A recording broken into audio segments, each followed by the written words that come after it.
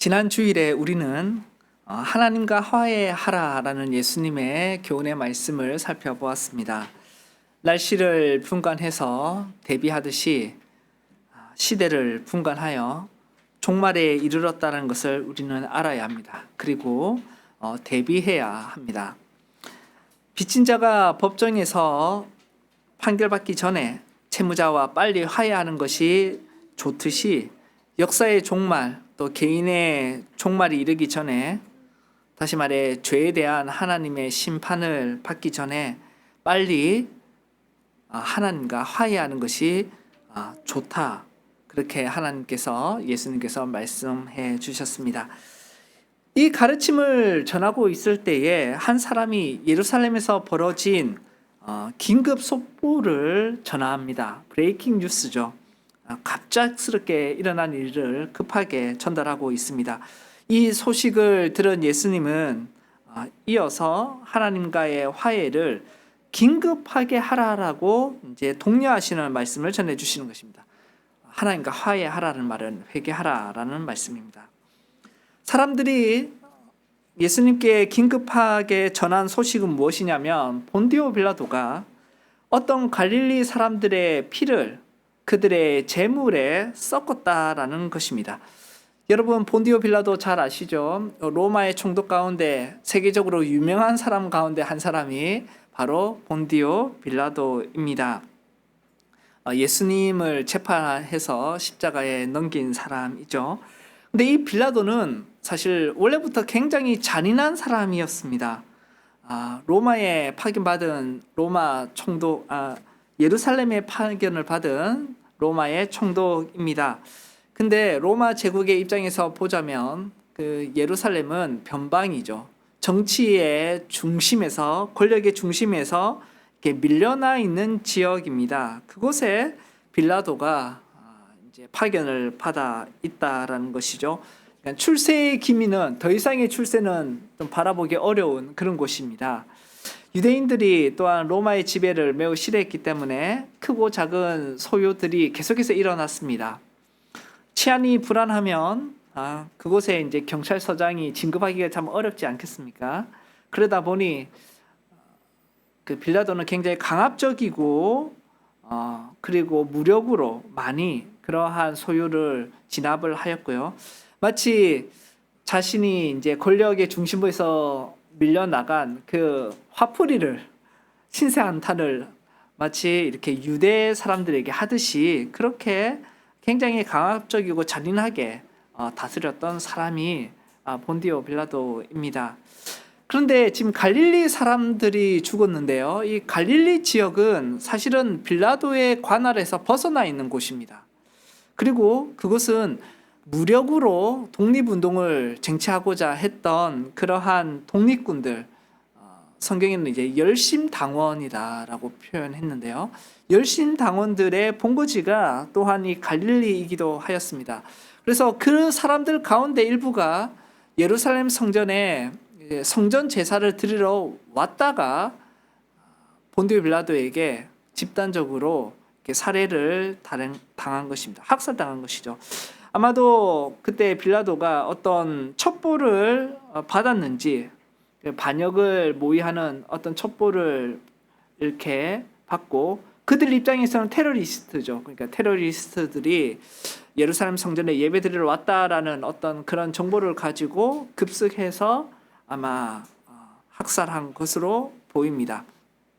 그 규모는 좀 상대적으로는 지금까지 일어났던 학살 가운데 상대적으로는 좀 적은 규모라서 일반적인 역사책에 나오지는 않습니다. 빌라도가 대량 학살한 것은 이제 역사에 기록이 많이 되어 있는데, 하지만 지금 예수님께 들린 긴급 속보는 그 역사책에는 나오지는 않을 정도로 좀 소규모이기는 하지만 굉장히 충격적인 일입니다. 빌라도가 갈릴리 사람들의 피를 그들의 제물에 섞었다라는 말은 실제로 그들의 제물에 그 제사 드리는 사람들의 피를 이렇게 직접적으로 섞었다는 말이 아니라 어떤 상황을 묘사하는 말이죠. 희생 제물을 드리기 위해서 짐승을 잡습니다. 맞죠? 근데 그러한 제사를 드리러 온 사람들을 빌라도가 학살을 한 것입니다. 그래서 좀 문학적 표현으로 그들의 재물에 그 사람들의 피가 섞인 것이죠. 예배를 드리러 왔는데 피를 흘렸다, 죽었다라는 말입니다. 사람들은 생각했을 것입니다. 도대체 이 열심당원들이 얼마나 나쁜 사람이었으면 하나님이 제사를 드리다가 죽게 했는가. 그 열심당원들의 방식에 모든 갈릴리 사람들이나 유대 사람들이 다 이렇게 지지했던 건 아닙니다. 독립을 얻기 위해서 무력을 사용하는 것이 하나님 보시기에 얼마나 안 좋았으면 하나님께 제사 드리러 갔다가 하나님이 제사를 안 받으시는 것이 아니라 더하여 그들을 죽게 하셨다라는 것이죠. 그들은 죄가 얼마나 많은가 이렇게 생각을 했던 것입니다. 유대인들은 개인의 어떤 고난과 비극을 두고 그 자신의 죄와 연관이 있다고 보았습니다. 비난을 당하고 그 비극을 당하고 있는 사람들에게 그 사람들의 죄와 연관이 있다라고 생각을 한 것이죠. 우리가 잘 알듯이 욥의 친구들이 그러했던 것입니다. 욥을 향하여 너가 지은 죄가 많으니 이러한 심각한 일을 당하고 있다라는 것입니다. 근데 예수님은 그 희생자들을, 죽은 사람들을 추모하거나 또한 그 어떤 정치적인 발언도 하시지 않습니다. 그저 긴급하고 중요한 일에 대한 교훈을 전하고 계시는 것이죠. 뭐냐면 너희도 만일 회개하지 아니하면 다 이와 같이 망하리라. 이 말은 너희가 하나님께로 돌아오지 아니하면 너희도 죽을 것이다. 그 말씀을 하고 있는 것입니다. 빌라도에 의해서 살해당한 사건은요, 한 사람의 악으로 인해서 발생한 비극입니다. 예수님은 이어서 한 사람의 악이 아니라 최근에 안전사고로 인해, 그냥 말 그대로 사고로 인해 발생한 비극을 언급하십니다. 예루살렘 남동쪽에 실로암 못이 있고 그게 망대 탑이 있습니다. 그 탑이 정찰하고 감시하는 전망대이죠. 그것이 무너져 내린 것입니다. 그래서 그곳에 18사람이 밑에 있든지 위에 올라 있든지 어쨌든 깔려서 또 무너져서 죽게 된 것입니다. 건물 붕괴로 18명이 죽었습니다. 이에 대해서도 예수님은 그들을 추모하거나 그들에 대해서 뭔가를 말씀하지 않습니다. 그들에 대해서 말하지 않고 희생자들에 대해서 말하지 아니하고 지금 예수님께서는 그 사건을 듣고 있는 여러분에게, 청중에게 메시지를 전달하고 계십니다. 너희도 만일 회개하지 아니하면 다 이와 같이 망할 것이다. 너희도 하나님께로 돌아오지 아니하면 죽을 것이다 라고 말씀합니다. 예수님의 이 똑같은 말씀은 두 가지로 이해될 수가 있습니다. 첫 번째는 예수님이 지금 유다 민족들의 운명에 대해 말씀하신다라고 이해할 수 있습니다. 여러분, 지금 예수님이 이렇게 너희도 만일 회개하지 아니하면 망할 것이다, 그들과 같이 망할 것이다, 죽임 당할 것이다 라고 하셨을 때에 40년 정도 뒤에 AD 70년에 실제로 로마 장군으로 인하여서, 로마 군사로 인하여서 예루살렘 성 자체가 완전히 멸망해 버립니다. 실로암 탑이 무너지듯이 예루살렘 성벽이 다 무너져 내려서 많은 사람이 죽습니다. 또한 빌라도를 비롯한 로마 총독들이 많은 사람들을 살육했듯이 AD 70년에 로마 군인들이 전면적으로 공격하여서 예루살렘에 있는 유대인들을 많이 학살을 합니다. 요세푸스에 따르면 로마의 공격뿐만 아니라 전염병과 다 그 전쟁으로 인하여서 약 110만 명이 죽었다 이렇게 기록하고 있습니다. 110만 명이 죽었다라는 것입니다. 예수님은 유대민족이 돌아오기를 바라셨지만 그들은 하나님의 아들을 거부하였습니다. 예수님은 예루살렘 성을 바라보시며 멸망당할 것을 아시고 내다보시며 눈물을 흘리며 애통하셨습니다. 예루살렘아 예루살렘아 이렇게 부르짖으셨습니다. 예루살렘은 예수님을, 하나님의 아들을 거부하고 십자가에 매달아 죽였습니다. 그래서 AD 70년에 하나님의 심판으로 구약의 이스라엘의 모습을 유지하고 있던 그 이스라엘은 완전히 멸망해 버립니다. 그래서 지금의 이스라엘은, 저 팔레스타인의 이스라엘은 구약의 이스라엘로 생각하시면 안 됩니다. AD 70년에 하나님께서 완전히 옛 시대의 언약의 백성들을 멸망시켜 버리십니다. 그러나 또 다른 이해를 우리가 해야 됩니다. 예수님은 너희도 만일 회개하지 아니하면 다 이같이 망하리라, 이 메시지를 단순히 AD 70년 예루살렘 멸망을 맞이할 유대인에게만 국한해서 전달하신 메시지가 아닙니다. 인류 전체를 향한 하나님의, 예수님의 경고입니다. 여러분, 우리는 끝없는 사건, 사고 소식을 듣고 있습니다. 사람들은 큰 사건, 사고를 들을 때마다 그 희생자들에 대해서 슬퍼하고 애통해하고 때로는 분노합니다. 사건이 일어나게 된 경위와 희생자들의 관심을 쏟습니다. 왜 이런 일이 벌어졌는가? 왜 어떤 이는 살아남고 어떤 이는 목숨을 잃는가? 우리의 관심은 그 과거의 사건과 그 희생자에 대한 부분입니다.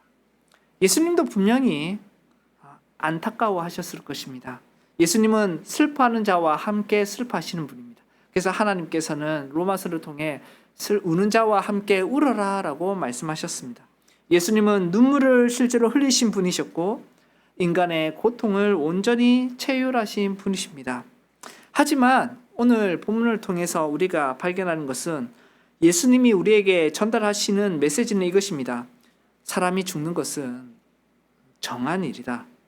정해진 일이다. 그들만 죽는 것이 아니라 그 소식을 듣고 있는 너희도 분명히 죽는다. 그러므로 비극 가운데 죽은 자들을 두고 하나님의 저주와 심판을 받을 만한가? 그들의 죄는 얼마나 큰가? 그곳에 관심 두는 것이 아니라 희생자가 아니라 그 희생자의 죽음 앞에 서 있는 바로 너희 자신을 돌아보아라 라는 것이 지금 예수님의 말씀입니다.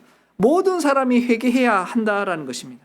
히브리서 9장에 사람이 죽는 것, 한 번 죽는 것은 사람에게 정해지는 것이요 그 후에는 심판이 있으니 그들은 먼저 죽었을 뿐이다. 그 소식을 듣고 있는 너희도 죽을 것이다.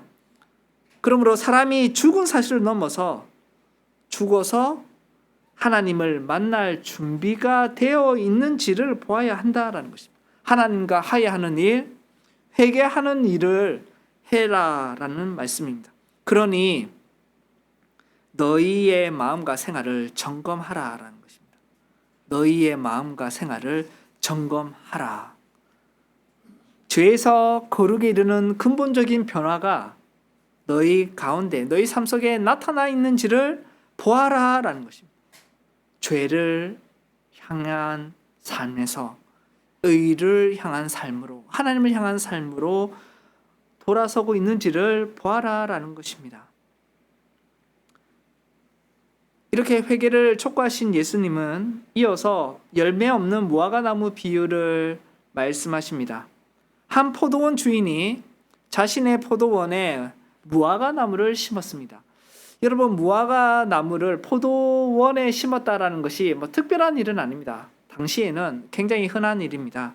포도원에 무화과나무뿐만 아니라 감람나무도 심고 석류나무도 심습니다. 오히려 포도원에 무화과나무를 심었다는 말은 그만큼 옥토인 곳, 포도가 많은 열매를 맺도록 정말 잘 관리되어 있고 심기만 하면 열매를 맺을 수밖에 없는 그 정말 좋은 환경에 무화과나무를 심었다라는 말입니다. 무화과나무는 이제 심기고 나서 또 바로 열매를 맺는 건 아닙니다. 한 2년에서 5년 정도 오래 기다리면서 지나야 됩니다. 그러니까 열매를 기대할 만큼 이제 나무가 자란 다음에 이 주인이 무화과나무의 열매를 좀 얻을까 해서 가까이 가봤는데 열매가 없었던 것이죠. 그러니까 3년이 지나도록 3년 동안 계속 갔지만 열매가 맺지 않았습니다. 이것은 굉장히 문제가 있는 것입니다. 포도원에 심겨진 무화과 나무입니다. 정말 거친 땅에 심겨진 것이 아니라 얼마든지 열매를 맺을 수 있는 그곳에 심겨진 무화과 나무인데 3년이 지나도록 열매를 맺지 않습니다. 그래서 포도원 주인이 찍어 버리라라고 포도원 지기에게, 이제 포도원을 관리하고 있는 사람에게 말을 한 것이죠. 근데 여러분, 이 포도원 지기가 우리가 주목해야 될 분입니다. 포도원 지기가 우리의 표현으로는 굉장히 은혜로운 분입니다. 정의롭다기보다는 은혜롭습니다. 3년씩이나 기회를 주었는데 열매가 없으면 그냥 정의롭게 찍어버리면 됩니다. 포도원 지기는요, 어차피 주인이 시키는 대로 하면 되는 사람입니다. 주인의 요구대로 무화과 나무를 그냥 찍어버리면 됩니다. 근데 이 포도원 지기가 주인에게 뭐라고 합니까? 한 해만 더 그냥 두십시오. 기회를 한번 주봅시다.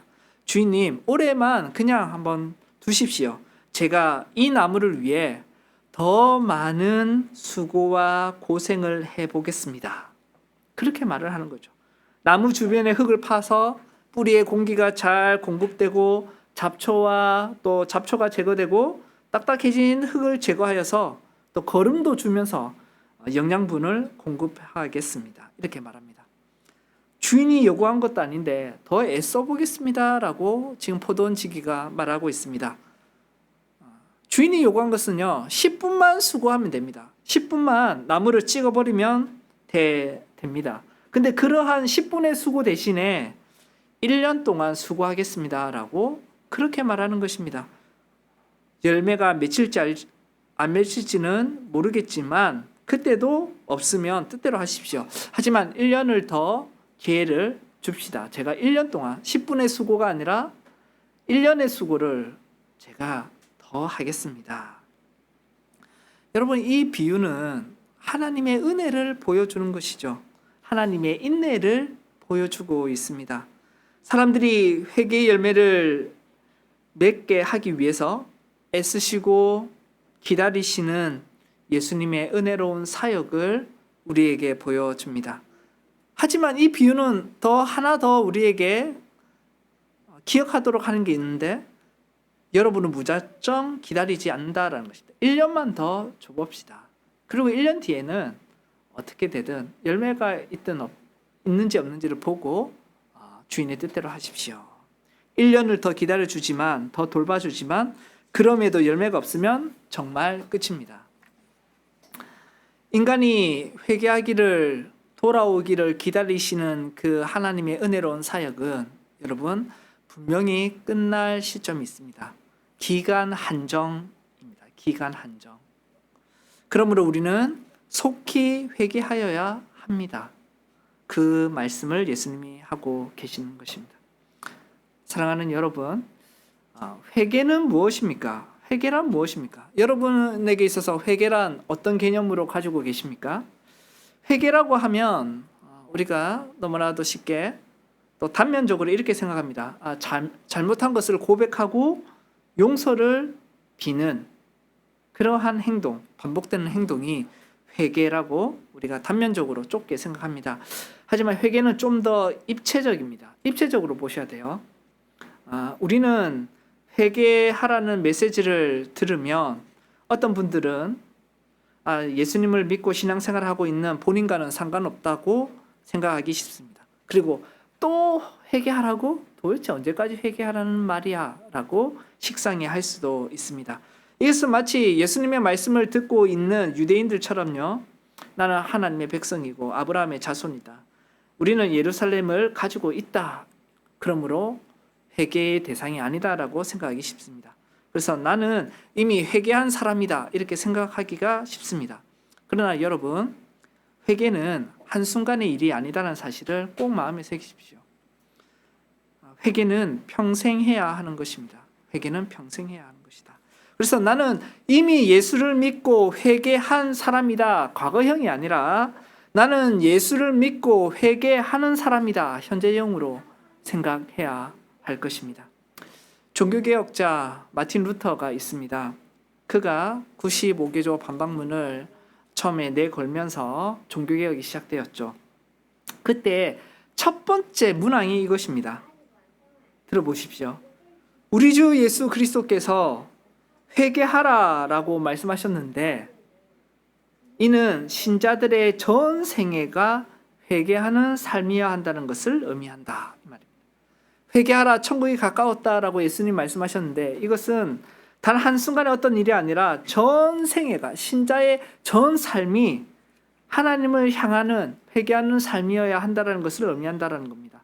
다시 말해 그 당시에는 면벌부를 팔았죠. 벌을 면할 수 있는 면벌부를 로만 카톨릭 중세 천주교가 팔았습니다. 중세교회가 팔았는데 이처럼 어떤 것을 사는 행위 한 번으로 죄를 가리거나 면죄를 받을 수 있는 것이 아니다라는 것입니다. 우리도 면벌부 같은 게 있어요. 뭐냐면 영접 기도를 너무 악용하는 것입니다. 그래서 그냥 말씀 전도하고 영접 기도하면 당신은 구원받았습니다. 마치 면벌부를 판매하듯이 그렇게 너무나도 쉽게 우리가 회개의 증거로 봐버립니다. 하지만 그런 것이 아니라 평생에 걸쳐서 마음 중심으로 하나님께 돌이키는 참된 회개의 삶이 나타나야 하는 것입니다. 그 삶의 중요성을 말하고 있는 것이죠. 그래서 회심은 평생의 일입니다. 구원은 평생 일이다라는 거죠. 내가 예수님을 영접하고 나는 죄인이고 예수님은 나의 구세주입니다. 나는 예수님을 믿습니다라는 것은 말로 그냥 끝나는 어떤 단회적인 그럼으로 끝나는 일이 아니라 평생의 일입니다. 우리 한국 교회 사람들이 얼마나 오해를 하고 그러한 삶을 살았는지 어떤 유튜브에 종교에 대해서 논하는 사람들의 이야기를 들었는데 한 사람이 이렇게 평가하더라고요. 불교에 보면 나미아미타불 하면서 그걸 이제 외우면 계속 외치면 이제 극락에 이르는 구원에 이르는 그 종교의 종파가 있습니다. 불교의 한 종파가 있습니다. 나미아미타불. 근데 이것이 기독교랑 똑같다라는 겁니다. 그렇게 설명을 하더라고요. 왜냐하면 예수님 믿습니다 말만 끝나면 구원 못 받기 때문에. 물론 그 사람이 참된 기독교를 잘못 알지 못해서 그런 거지만 얼마나 한국교회의 많은 사람들의 모습이 그냥 나는 예수님을 구주로 영접합니다. 영접 기도하면 구원받았습니다. 끝나버리는 모습이 얼마나 비슷해 보였냐라는 것입니다. 그런데 여러분 회개는 평생의 일이고 그리고 구원은 우리의 삶을 통해서 이루어가야 하는 한 단면이 있다라는 것입니다. 그래서 웨스트민스터 소요리 문답에서 87문에 생명에 이르는 회개를 이렇게 말합니다. 자기 죄를 슬퍼하고 미워하고 그 죄에서 떠나 하나님께로 돌아가고 뿐만 아니라 굳은 결심과 노력으로 새롭게 순종하는 것. 그래서 죄를 슬퍼하고 미워해서 하나님께로 죄를 떠나서 하나님을 향하고 하나님을 향해 새롭게 순종하는 것이 생명에 이르는 회개다. 참된 구원의 회개다라고 말합니다. 하이델베르크 요리문답에서는 다르게 표현하지만 똑같은 말을 합니다. 옛사람이 죽고 새 사람으로 사는 것. 여러분, 옛사람이 죽는 것으로만 끝나면 안 되고 새 사람으로 살아가야 합니다. 살아간다라는 것은 입으로 고백하고 끝나는 것이 아니라 그들의 삶이 하나님을 향하여서 죄를 미워할 뿐만 아니라 새로운 의지로 어떻게 해요? 죄를 미워하고 슬퍼할 뿐만 아니라 굳은 결심과 노력으로 새로운 하나님을 향한 의로운 삶을 살아가는 일이 필요한 것입니다. 이게 회개입니다. 이게 회개. 그래서 회개는 평생의 일입니다. 평생의 과업입니다.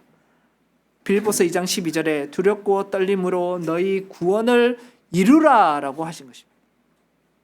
물론 여러분 구원을 이렇게 보셔야 합니다.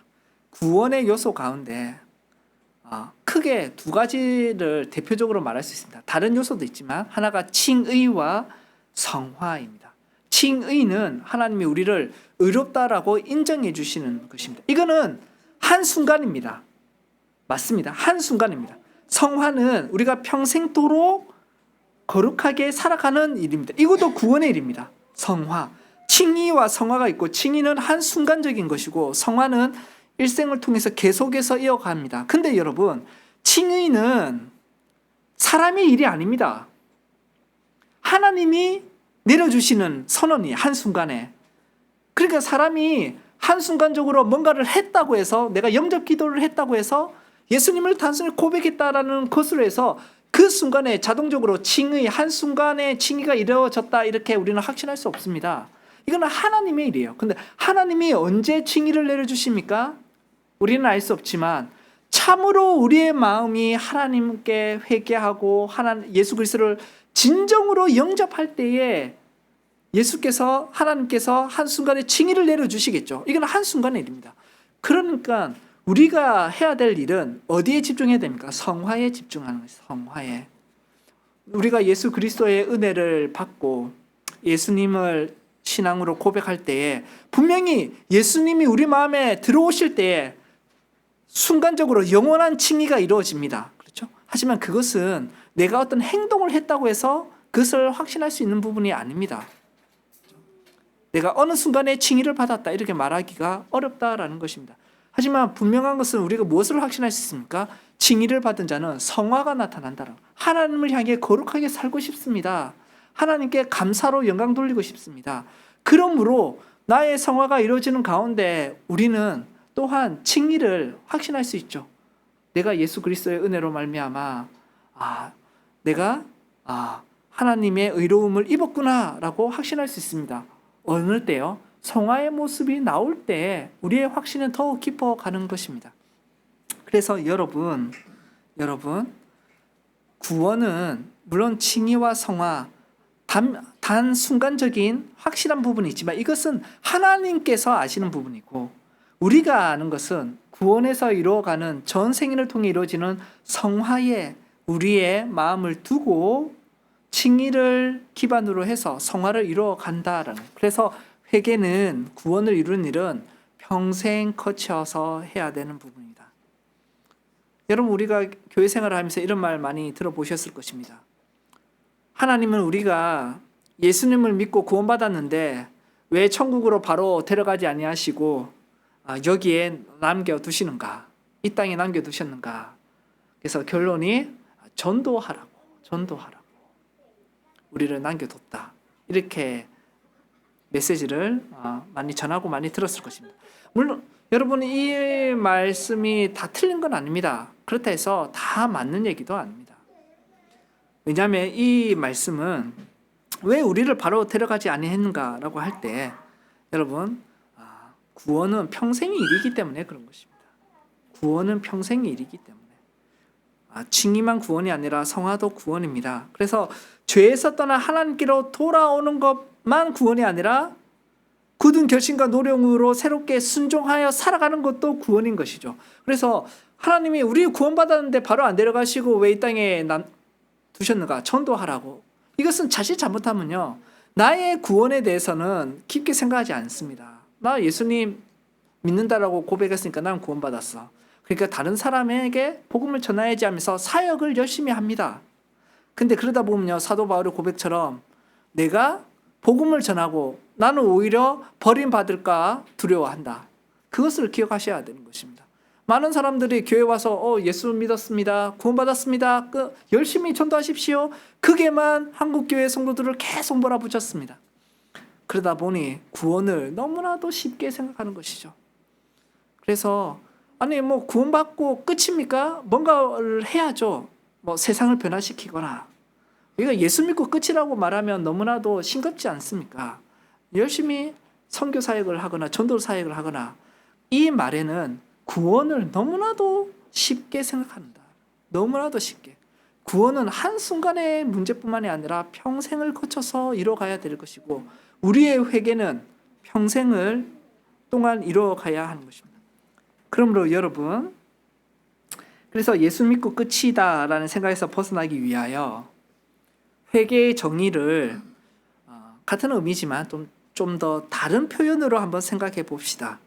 그러니까 회개는 하나님께로 돌아가는 것이죠. 하나님께로 돌아가는 것인데, 그 돌아가는 것을 이렇게 표현해 보겠습니다. 내 삶의 목적을 회복하는 것이다. 내 삶의 목적을 회복해 나가는 것, 그것이 평생에 걸쳐 내가 이루어야 될 회개다라는 것입니다. 여러분, 목적이란 것은 내가 정하는 것이 아닙니다. 무슨 말이냐면 이 컵이 있습니다. 컵은 컵 자신이 자기의 존재의 목적을 정하지 않습니다. 월드컵 기간인데요. 나는 축구공처럼 사용받고 싶어. 이 컵이 이렇게 생각한다고 생각해 보십시오. 내 인생의 목적은 축구공이야. 그래서 선수들의 발에 차이면서 살 거야. 여러분, 컵의 목적은 컵이 정하는 것이 아니라 이 컵을 만든 사람이 정하는 것이죠. 만든 사람이 목적을 정하고 목적대로 사용되지 아니할 때는 이 컵에게는 불행이 시작되고 모든 문제가 발생하게 되는 것입니다. 그것처럼 여러분, 사람의 목적은 사람이 정하는 것이 아닙니다. 그 사람을 창조하신 하나님이 창조자께서 정하시는 것입니다. 웨스트민스터 소요리문답 제1문은 너무나 단순하지만 너무나 중요합니다.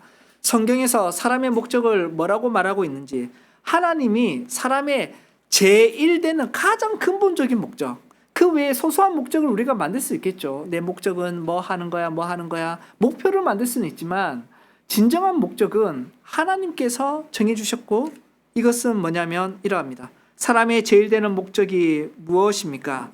사람의 제일 되는 목적은 하나님을 영화롭게 하고 하나님을 영원토록 즐거워하는 것입니다. 하나님을 영화롭게 하고 하나님을 영원토록 즐거워하는 그 사람의 목적에서 벗어나면요, 사람의 인생의 모든 문제가 생기기 시작합니다. 이 땅을 두루 살펴보십시오. 모든 인류의 문제는, 사람의 문제는 하나님을 영화롭게 하지 아니하고 하나님을 영원토록 즐거워하지 아니하는 것입니다. 대신에 자신을 영화롭게 하고 자신과 자신이 이룬 것들을 즐거워하는 것입니다. 회개는 여러분, 하나님께로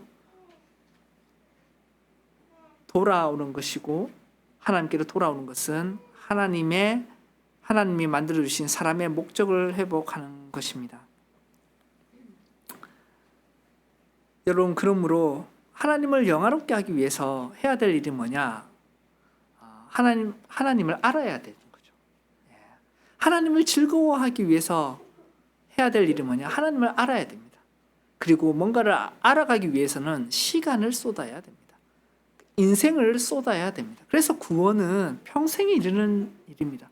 하나님을 영화롭게 하고 하나님을 영원토록 즐거워하는 이 목적을 회복하는 일이 회개라면, 하나님을 영화롭고 즐거워하기 위해서는 하나님을 알아야 되고 시간을 쏟아야 됩니다.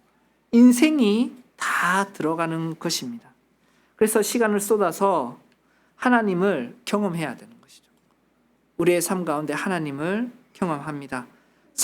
시간을 내서 성경을 읽고 우리를 알려주시는 계시인 성경과 그 성경을 풀어서 설명해 주는 설교를 들으며 말씀을 배우는 일에 우리의 시간을 쏟아야 되고 생명을 사용해야 되고 인생을 사용해야 합니다. 하나님을 알아갑니다. 그러면요, 하나님을 알아가면 하나님이 나에게 원하시는 것이 무엇인지도 깨닫게 됩니다. 그리고 내가 무엇을 순종해야 될지도, 내 삶이 어떻게 바뀌어야 될지도 배우게 됩니다. 그리고 내 죄가 보입니다. 내 죄가 보이는데 이 죄를 어떻게 해결해야 될지 알지 못해서 당황하겠죠. 하지만 예수님에 대해서 알게 되면 이 죄를 예수님께서 해결해 주시는구나. 그래서 내가 예수님을 믿는 은혜로 구원받는구나. 그러면 회개란 무엇인가? 이 회개라는 것은 죄값을 치르는 행동이 아니라 예수님의 은혜로, 예수님으로 말미암아 구원받은 우리가 어떻게 하나님께 감사하며 살아갈지를 보여주는 그 감사의 모습이, 그 은혜를 받는 통로가, 구원의 은혜를 받는 통로가 회개구나, 우리는 깨닫게 됩니다. 그리고 하나님께 영광 돌리게 되죠. 하나님 감사합니다. 하나님이 너무 감사합니다. 하나님이 계시는 것이 너무나도 즐겁습니다. 비록 내 삶에 고난과 어려움이 있지만 나를 사랑하시는 그 하나님이 계시는구나. 그 하나님을 즐거워하고 예수 그리스도 안에서 영원한 생명을 얻은 우리의 삶이, 자신의 삶이 너무나도 기쁜 것입니다. 그래서 여러분, 회개는 하나님께 돌이키는 것인데 삶의 목적을 회복합니다. 그렇기 위해서는 하나님을 알아야 합니다. 시간을 쏟아야 됩니다. 시간을 사용한다는 것은 내 생명을 사용한다는 것입니다. 무언가를 알아가기 위해서는 시간이 필요한데 평생 이 시간을 쏟습니다. 그러므로 여러분 회개하십시오. 하나님께 시간을 쏟으십시오. 회개하라는 말은 다른 말로 하나님께 시간을 쏟으라는 것입니다. 삶을 들으십시오. 그러면 옛사람이 죽고 새 사람으로 살아가는 시간을 쏟으며 살아가십시오. 그래서 마지막으로 성도 여러분, 예수님은 우리에게 다른 사람들의 비극과 사건의 사고를 접하면서 단순히 슬픔과 분노에만 머물지 말고 그들의 운명에만 관심을 두지 말고 이 모든 일을 통해서 여러분 자신의 영혼을 돌아보는 기회로 삼도록 말씀하셨습니다. 하나님의 경고로 받으라는 것입니다. 너희도 회개하지 아니하면 똑같이 죽고 망할 것이다. 주님은 은혜로우십니다. 하지만 그 은혜의 때는 기간 한정이 있습니다, 여러분. 기간 한정이 있습니다. 역사의 종말이 있으면 무엇보다도 개인의 삶의 종말이 있다라는 것입니다. 우리의 삶 언제 끝날 줄 모릅니다. 악한 자로 인하여서 목숨을 잃는 사람들이 뉴스에 나오고 있습니다. 불의의 사고로 건물이 무너져서 목숨을 잃는 사람들의 이야기가 뉴스에 나오고 있습니다. 우리도 언젠가는 개인의 종말을 당합니다. 하지만 우리도 회개하지 아니하면 안 된다라는 것입니다. 이사야서 55장 6절 7절을 마지막으로 읽고 설교를 마치겠습니다. 주님의 말씀을 기억하십시오. 너희는 여호와를 만날 만한 때 찾으라. 가까이 계실 때에 그를 부르라. 악인은 그 길을, 불의한 자는 그의 생각을 버리고 여호와께로 돌아오라. 그리하면 그가 긍휼히 여기시리라. 우리 하나님께로 돌아오라. 그가 너그럽게 용서하시리라. 삶의 목적을 바르게 회복하시는, 그리하여 회개하시는 사랑하는 성도님들 되시길 간절히 바랍니다. 아멘.